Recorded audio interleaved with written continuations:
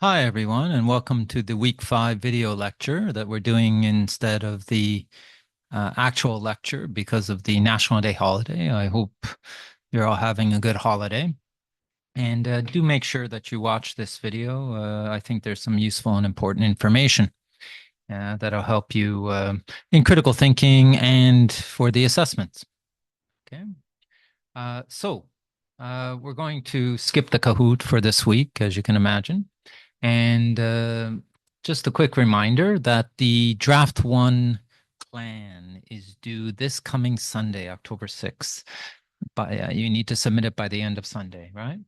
Um, I described this before, and I think the seminar teachers also should have told you about it, but you need to download the Draft 1 cover page and fill in the plan for assessment 2, right? You need to choose one of 3 editorials from the Blackboard site under assessment 2. And fill in the plan and then submit it to Turnitin on the course Blackboard site under assessment 2 EWR. Yeah. Remember, there's no mark for assessment 1 or draft 1, I should say. But you do need to submit it in order to get a mark for draft 2. Okay, so do make sure you submit draft 1 before the end of this Sunday. And don't wait until the last minute. Remember, there are thousands of EWR students who are submitting their draft 1 as well. So to avoid stress, please submit it a little earlier than the last minute.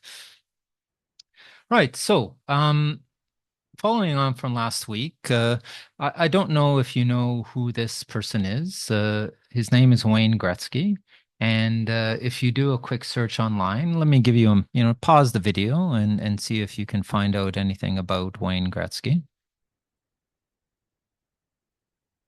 So hopefully, when you pause the video and had a look online, you could see that he's a Canadian, a famous Canadian ice hockey player, and some consider him, in fact, the GOAT, right? The greatest of all time in terms of ice hockey. He played mostly in the 80s when I was younger. And in any case, he's still very famous and well known, especially in Canada, but in the United States as well. And so we're going to watch a short video about Wayne Gretzky. And so I'll show you the video. And as you're watching the video, it's just a short one. You don't have to understand everything, but try to answer the question. Like there was an investor involved, right? Somebody who put money into a company. What mistake did the investor make? And then try to think about why. Why did the investor make this mistake? And I'll give you a hint. It has something to do with trust bias, right? Those different trust biases that we have studied in the past few weeks. Okay, so what mistake did the investor make and why? So let me go to the video. And here we are. Okay. And watch and listen. Under one of the weirder lawsuits that we've seen lately, and this is America, we've seen a lot of weird ones. TMZ Sports is reporting that hockey legend Wayne Gretzky is being accused of lying about weight loss using chewy gum in a new $10 million lawsuit filed Monday. In the suit, Stephen Sparks, who is said to have developed OMG gum, a natural gum used to manage weight, alleges Gretzky lied about losing 35 pounds after using the product for about 2 months. Sparks claims that Gretzky made the claim to help bolster the company's stock, but when the falsehood was realized, the organization is said to have faltered. Sparks claims to have reinvested both money and services into the brand and says the ordeal cost him $10 million. Now, Gretzky, who played in the NHL for 20 seasons, as you know, is reportedly worth $250 million.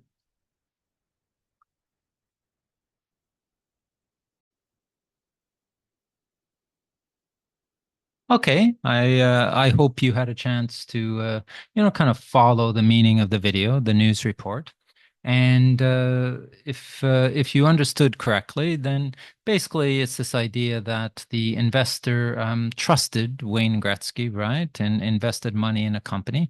But then Wayne Gretzky kind of lied about the fact that he lost a tremendous amount of weight just in a short time, 2 months, by chewing gum, right? Using this special chewing gum. And as a result, when the lie was discovered, this investor lost a lot of money. So this relates to that trust bias of authority, right? And we often see this in, sales. Companies will hire famous people from different areas of life. Could be sports people, it could be movie actors, could be singers, and they get them to endorse their product. It's called celebrity endorsement. Yeah, and it's quite a popular marketing approach.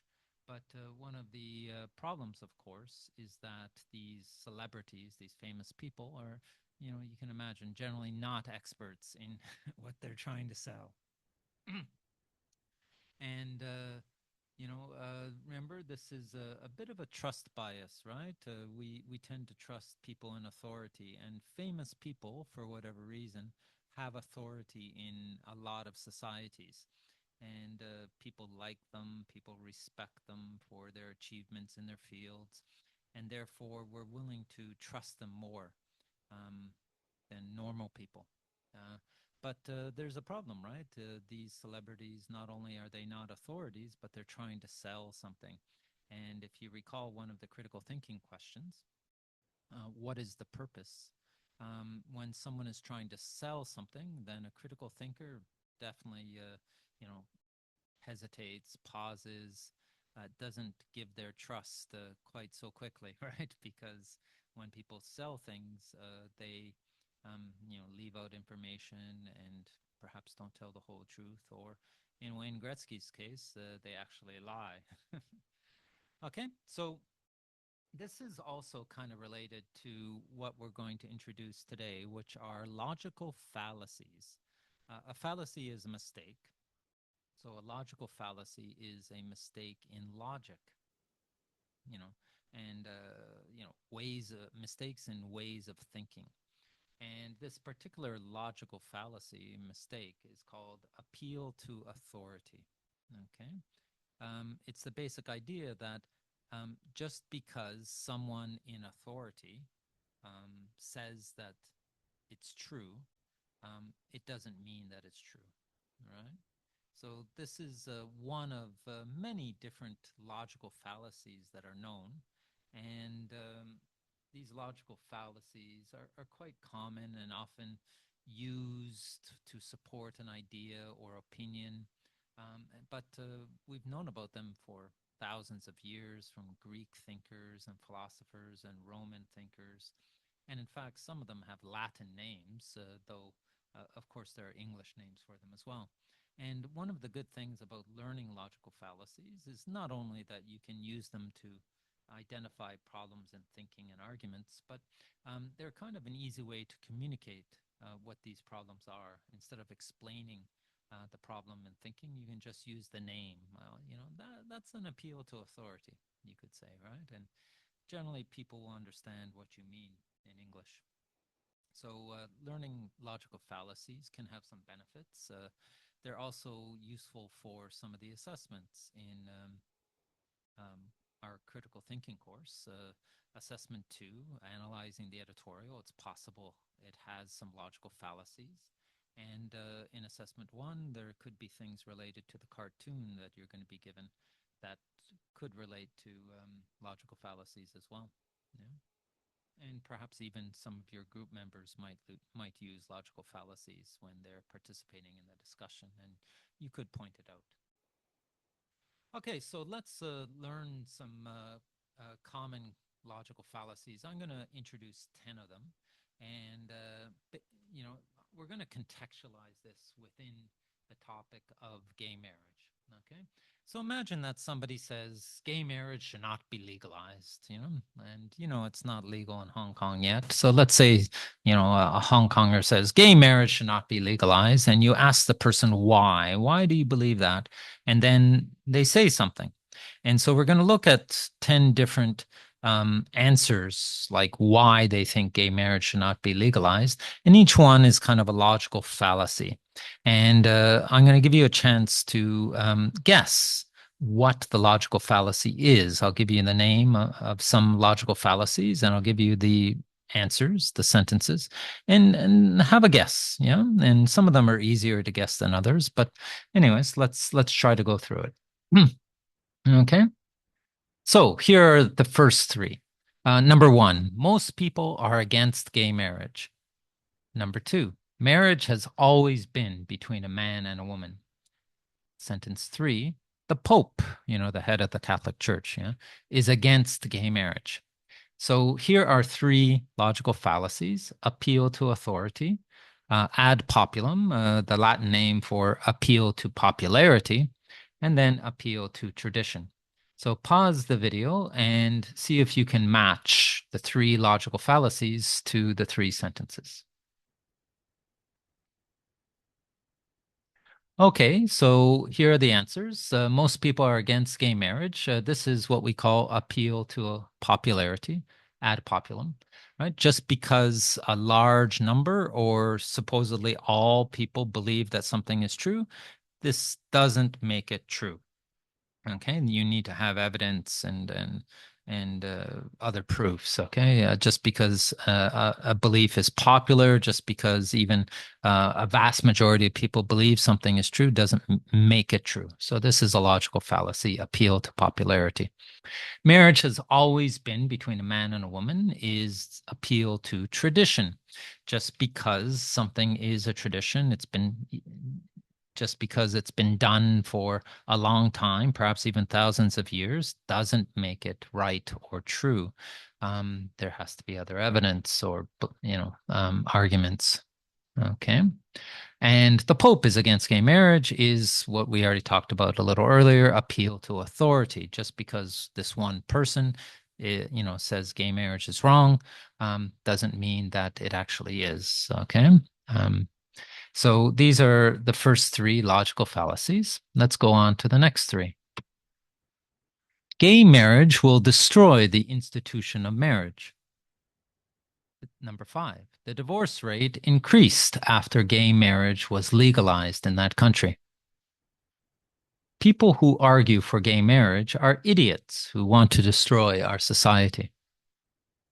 And here are the three logical fallacies: ad hominem, which is personal attack; false cause, also known as post hoc; and slippery slope. So pause the video and see if you can guess, if you can match the three sentences with the three logical fallacies. Okay, so here are the answers. Gay marriage will destroy the institution of marriage is what we call a slippery slope. And it's this idea that, you know, people try to argue that if one action is taken, then a very bad consequence will happen. So in this case, if you legalize gay marriage, then all marriages will kind of fall apart, and no one will no one will respect marriage any longer, and basically, marriage will cease to exist.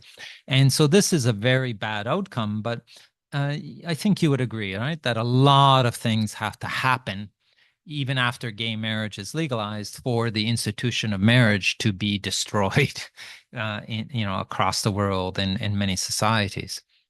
So this is this idea that called slippery slope, that if you take one step at the top of a hill, a slope, then you'll fall down to the bottom and die, So one step leads to the worst possible outcome. But in reality, in real life, this doesn't really happen. There's lots of other things that would have to happen for this very bad thing to occur. Okay, so that's slippery slope. Number five, the divorce rate increased after gay marriage was legalized in that country. So this is what we call false cause or post hoc. It's quite natural for humans to assume that if one event happens and then another event happens after it, that the first event was the cause of the second event. Okay, it's in terms of how our brains work, we naturally make that assumption, but in reality, there could be lots of different factors, right? Not just the one kind of event. So in this case, just because gay marriage was legalized doesn't mean the divorce rate increased as a result of gay marriage legalization. There were probably like lots of factors and probably more important factors for the divorce rate increase than gay marriage. Okay. So again, false cause is this idea that just because event A happens before event B, it's not the cause of event B necessarily. Finally, people who argue for gay marriage are idiots who want to destroy our society. So this is ad hominem. It's a personal attack. You're trying to argue against an idea by saying the people who support this idea are bad people or stupid people. They don't know what they're talking about. Okay. And there's no real evidence or argument put forward. It's just trying to, um, label people on the other side as bad. Yeah. Okay. Right. Here's another three. So number seven, either you're against gay marriage or you're against marriage in general. Number eight, the vast majority of gay people are happily single, so there's no need for gay marriage. Number nine, supporting gay marriage is like supporting a civil war. They are both issues that will tear a country apart and set family members against family members. Okay. And the three logical fallacies are false analogy or false comparison, false dilemma, also known as false dichotomy, and hasty generalization. So pause the video and see if you can match the sentences with the logical fallacies.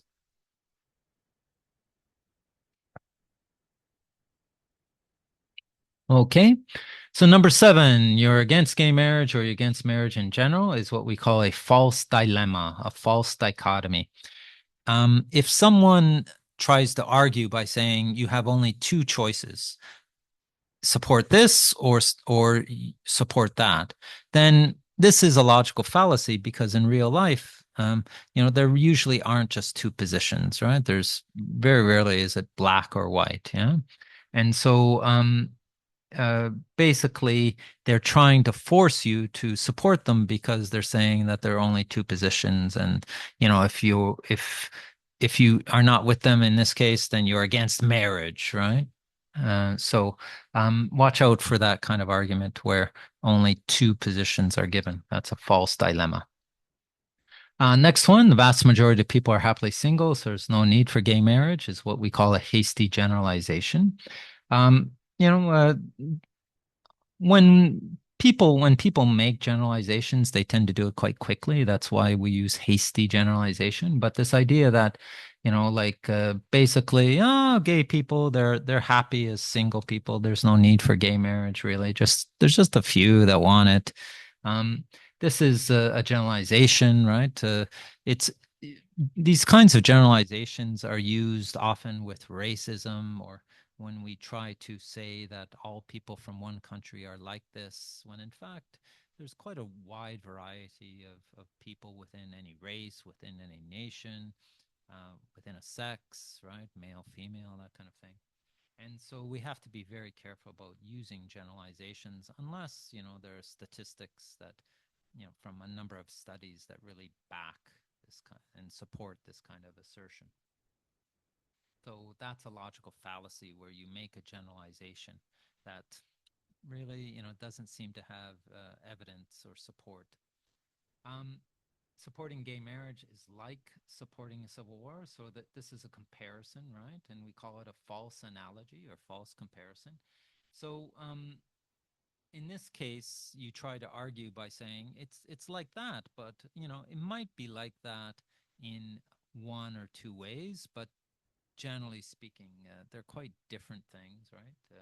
Gay marriage and civil wars, and so it's this kind of argument falls down because once you start looking at other aspects, then you see that they're not actually similar, they're not alike, yeah, and the argument falls down.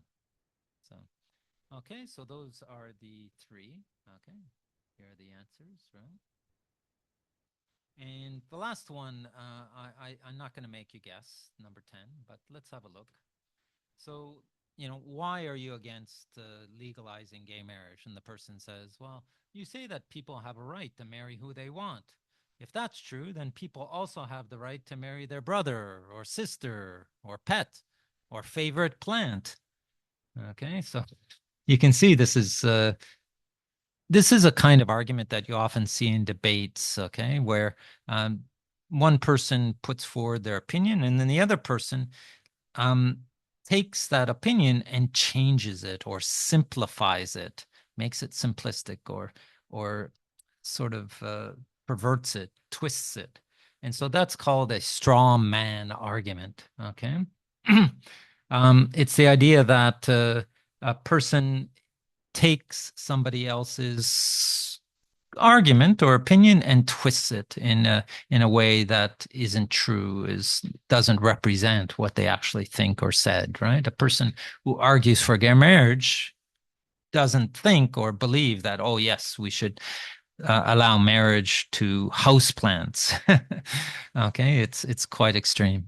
We call it straw man because it's this idea of like when you're in a fight with someone, it's much more difficult to win a fight with someone who's like real, a real person. But if you build a person made out of straw and put them up and then punch them, they'll fall down very easily, right? This straw man. And so what you do is you construct this straw man out of someone else's argument. And it's not a real argument. It's not what they actually said, but the way you construct it, it's very easy to defeat. Okay. So that's a logical fallacy as well. Right. So those are the 10 logical fallacies. And, we'll be doing some practice with these in the next couple weeks. As I mentioned, you can look out for these kinds of fallacies in the editorials for assessment 2 for your EWR, for assessment 1 as well. You could apply them. We're just presenting these 10, but there are others. I think these 10 are probably the most common. Yeah. And as I mentioned, they're one way that critical thinkers express their critical thinking by talking about these problems in logic, in thinking, and using the names. Okay, so straw man argument, false dilemma, hasty generalization, false comparison, or false analogy, slippery slope, false cause, a personal attack. Appeal to popularity, appeal to tradition, appeal to authority, right? And don't worry, we don't expect you to, memorize them immediately, but we'll be doing some practice in the next couple of weeks with these because they are useful. Okay, so for the last part of this lecture, let's talk a little about assessment 1, which is the critical oral discussion. I've mentioned it before, but remember that you're going to be doing it in small groups in class, in the seminar class in week 7. And basically, there'll be groups of 3 or 4 students, and each of you will be given the same cartoon in the group. And you'll have 15 minutes to individually, not with the others, but individually, sort of look at the cartoon and put down any ideas or questions that you have about the cartoon. You can do some research on your phone, but you have to take notes on the paper that we give you. Okay. And then after the 15 minutes is up, you get together with your group and the teacher films you having a discussion. If there's 3 people, you talk for 9 minutes. If there are 4 people, you talk for 12 minutes. And you discuss this cartoon from a critical perspective. Okay. And obviously, we'd like you to use some of the ideas and vocabulary and language that we've been studying, some of the principles, some of the questions, right, that we've been studying in the oral discussion in these first 6 weeks of the course. Yeah. But also, it's, to get a good mark on assessment one, there are a few things to keep in mind. Okay. You should try to ask questions, right? Critical thinkers ask questions. They can also express some ideas, but a good question can really help people to explore and think about something from a different perspective. And these different perspectives that your classmates might talk about, it's quite important that you listen and respond to what they say. Okay, it's not just you kind of giving your opinion and the next person gives their opinion and the next person talks.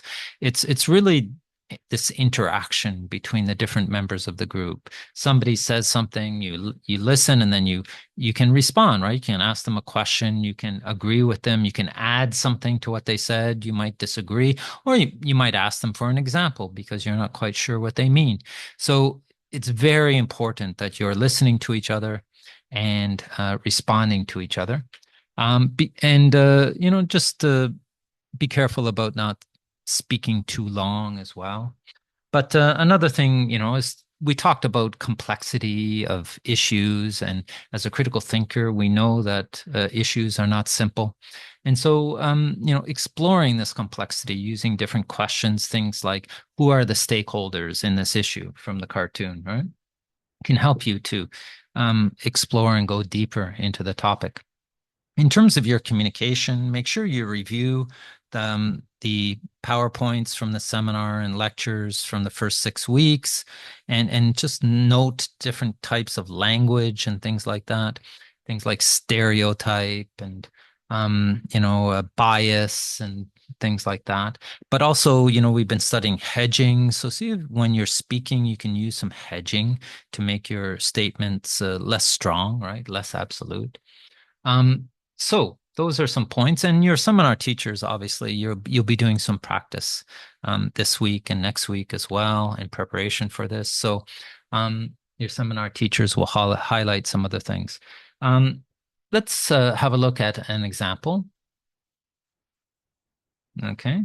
And in this example, they're talking about a certain cartoon. Okay. And I'm going to go to Blackboard. And I'll open Blackboard. All right, just 1 minute. Okay, and if you go to our course, open up your seminar section. If you go to assessment one, then you can see there's a link down below called Model Assessment 1 Oral Discussion. Okay. And if you click on that, a video will come up. And I'm not sure if your seminar teachers have shown you this already, but you can watch it by yourself. And we're going to just watch a little of it. And they are talking about this cartoon, right? About gender differences, where a woman's looking in the mirror and a man's looking in the mirror, and what do they see? Yeah. Okay. So let's just listen to a short clip from the model example. And I'm going to highlight some things that I think are important in terms of why this is a model discussion. Okay, so this is the cartoon they're discussing. So let's have a look at the model discussion. Here we go.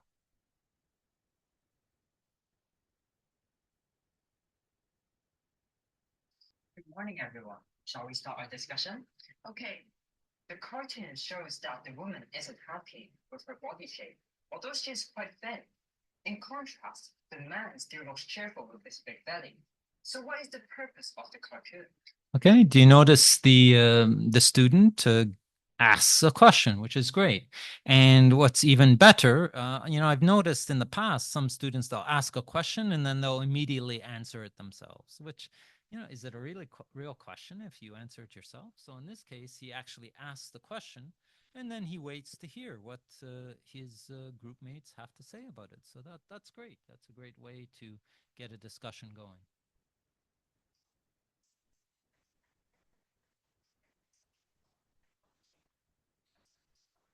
Do you notice that the female student, she expresses her opinion about the purpose of the cartoon, but do you notice she doesn't go on and on, right? She basically briefly states what she thinks is the purpose, and then she gives the other people a chance to jump in.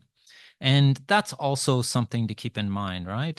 You're not going to get extra marks for talking more in this discussion. You really need to say something or ask a question and then let others speak, right? Don't hog the conversation. So that's quite good. Suggest that women generally receive themselves. Do you see this student? He uses the word generally, right? So he's using hedging to soften his statement. That's quite good. But men care less about how they look. Does that seem reasonable to you? I agree that this is what the cartoon suggests, but this view seems like a generalization about. So here the student uses one of those logical fallacies that we just talked about, right? A generalization. So he's using some of the stuff that he's learned from the course in the actual discussion. So that's great. Men and women. I guess not all men and women think like this. You're right. Some men are also. And do you see this? This female student agrees with the other student and then adds to what he says, right? So she's listening to what he says and then responding to what he says. Concerned about their figures nowadays. There are lots of Instagram photos about men showing off their abs and muscles. Yes, and some women don't care too much about their body shape. And you see this third student, he also kind of listens to what the female student says and adds something to that. So we're not going to watch anymore. And if you're interested, I do recommend that you watch this and the other example video that we have to learn from it. And again, in the seminar, I'm sure the teacher will show some clips. But I hope I've highlighted some of the useful things for you to consider when you are participating in assessment 1, the critical oral discussion. I really want to emphasize again, like I've seen in some classes, so-called discussions where one person talks for like a minute and a half. They express their opinion with different reasons. And then the next person doesn't really talk about what that person just said.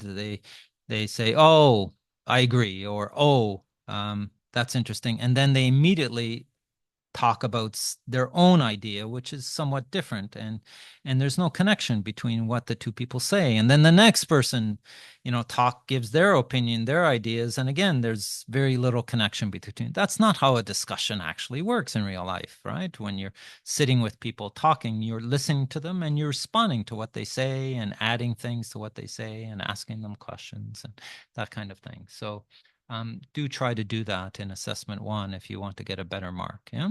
Okay.